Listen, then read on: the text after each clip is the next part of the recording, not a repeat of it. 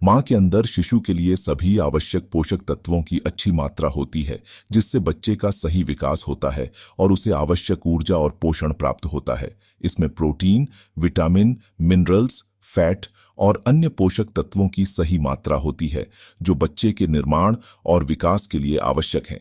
सही स्तनपान की स्थिति और स्तनों से जुड़ाव होना जरूरी है।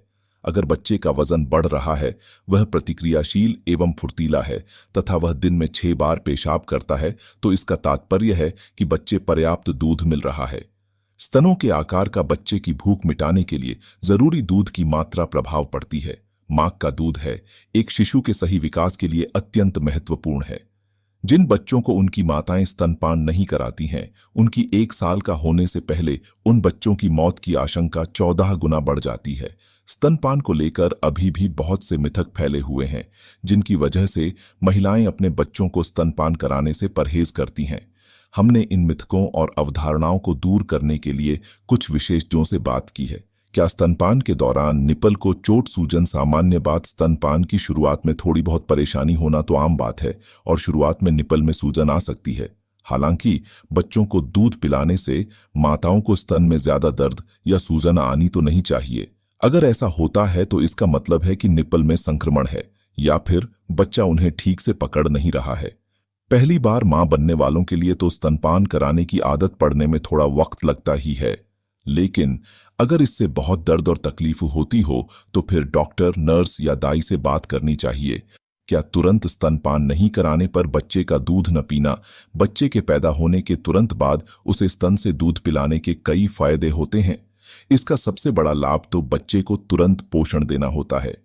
दूसरा, इससे गर्भाशय के सिकुड़ने की प्रक्रिया भी शुरू होती है, जिससे बच्चे पैदा होने के बाद गर्भाशय से होने वाला खून का रिसाव रोकने में भी मदद मिलती है। इसके साथ साथ बच्चे की पैदाइश के पहले कुछ दिनों के दौरान मां का शरीर खास तरह के प्रोटीन से लैस तत्व कोलोस्ट्रम पैदा करती है। ये बहुत अच्छा तत्व होता है जो स्तनपान के सफर का आगाज करता है। क्या बच्चे को दूध पिलाने पर दवा नहीं ले सकती मां? अगर कोई दवा लेती है तो उनमें से बहुत सी ऐसी हैं जो स्तनपान के जरिए थोड़ी तादाद में बच्चे तक भी पहुंचती हैं। अगर डॉक्टर ने कहा है कि आपको दवा लेने की जरूरत है तो आप डॉक्टर से सवाल पूछ सकती हैं, लेकिन आमतौर पर ऐसी दवाएं बच्चों के लिए नुकसानदेह नहीं होती हैं। बच्चे को सबसे ज्यादा जरूरत एक स्वस्थ मां की होती है। संक्रमण, डिप्रेशन या दर्द की ज्यादातर दवाएं लेना बच्चों के लिए सुरक्षित होता है।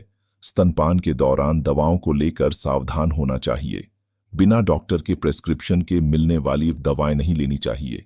क्या स्तनपान से पहले केवल सादा खाना खाना चाहिए? ऐसा कुछ भी नहीं है जो आप बच्चे को दूध पिलाने से पहले नहीं खा सकती हैं। हालांकि आप जो खाना खाते हैं उसका असर आपके दूध पर भी पड़ता है। कई मामलों में हो सकता है कि माताओं को एक पैटर्न देखने को मिले। कई बार आप देख सकते हैं कि आपके किसी खास तरह का खाना खाने के बाद अपना बच्चा अजीब तरह का व्यवहार करता है। शायद इसका ताल्लुक आपके खान पान से हो, लेकिन ऐसा कोई खाना नहीं है जिसे स्तनपान के दौरान खाने से बचना चाहिए या फिर वो आपके बच्चे के लिए नुकसानदेह हो सकता है। क्या स्तनपान के दौरान ऊपर का दूध नहीं पिला सकती? ये कोई सिद्धांत नहीं है कि इसका पालन करना जरूरी है, लेकिन स्तन में दूध आमतौर पर मांग और आपूर्ति के हिसाब से बनता है। किसी भी महिला का शरीर बहुत असाधारण खूबियों वाला होता है, जिससे उनको अपने बच्चे की जरूरत भर का पर्याप्त दूध होता है। अगर आपके पर्याप्त दूध नहीं उतर रहा है और आप बच्चे को फॉर्मूला दूध पिलाना शुरू कर देती हैं, तो फौरी तौर पर आपको भले ही राहत मिल जाए, पर आगे चलकर इससे समस्याएं पैदा हो सकती हैं। वहीं दूसरी तरफ, अगर आप रात में ठीक से सो नहीं सकी हैं, थकी हुई हैं या बीमार हैं, तो आपके पार्टनर बच्चे को कभी कभार बाहर का थोड़ा सा दूध दे सकते हैं, लेकिन इसका यह मतलब कतई नहीं है कि उसके बाद आप बच्चे को अपना दूध नहीं पिला सकती हैं। क्या बीमारी में बच्चे को स्तनपान न कराना नहीं, ये एक मिथक है। सिर्फ एक परिस्थिति में कोई मां अपने बच्चे को दूध नहीं पिला सकती, और वो तब जब वो HIV या हेपेटाइटिस से संक्रमित हो। ये वायरस दूध के जरिए बच्चे तक पहुंच सकते हैं। हम पहले ऐसा होते देख चुके हैं। ज्यादातर बीमारियों के दौरान बच्चों को मां का दूध पिलाने में कोई दिक्कत नहीं, क्योंकि बीमारी के दौरान मां के शरीर से एंटीबॉडी निकलती है जो उनके नवजात बच्चों की भी हिफाजत करती है। मां की बीमारी बच्चों को भी हो जाए ऐसा बमुश्किल ही कभी होता है। क्या 1 साल से अधिक स्तनपान पर आदत छुड़ा पाना मुश्किल, इसके बाद उसे दूसरे पोषक तत्व देने शुरू करने चाहिए। लेकिन इस दौरान मां को चाहिए कि वो जब तक चाहे अपने बच्चे को स्तनपान भी कराती रहे। स्तनपान को कब रोक देना चाहिए, इसका कोई वक़्त निर्धारित नहीं है। किसी भी नई उपाय को शुरू करने से पहले बेहतर होता है कि आप एक पेशेवर चिकित्सक की सलाह लें और उनके मार्गदर्शन में ही कोई नया उपाय आजमाएं। आपको यह जानकारी कैसी लगी? आप अपने विचार हमारे साथ कमेंट बॉक्स में जरूर शेयर करें।